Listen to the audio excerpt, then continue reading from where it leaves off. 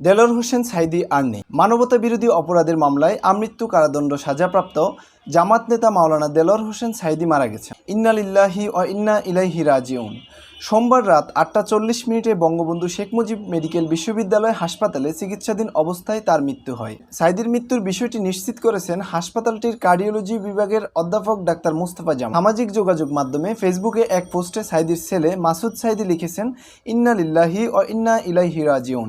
কোরআনের পাখি দেলোয়ার হোসেন সাঈদী 8টা 40 মিনিটে এই দুনিয়ার সফর শেষ করেছেন। রোববার বিকেল 5:30টার দিকে বুকে ব্যথাজনিত সমস্যার কারণে দেলোয়ার হোসেন সাঈদীকে গাজীপুরের কাশিমপুর কারাগার থেকে প্রথমে গাজীপুর শহীদ তাজউদ্দিন আহমেদ মেডিকেল কলেজ হাসপাতালে আনা হয়। সেখানে তার ইসিজি সহ যাবতীয় পরীক্ষা নিরীক্ষা করা হয়। পরে তাকে উন্নত চিকিৎসার জন্য অ্যাম্বুলেন্সে করে ঢাকায় পাঠানো হয়। রোববার রাত 10টা 40 মিনিটে বিএসএমএমইউতে ভর্তি করানো হয়।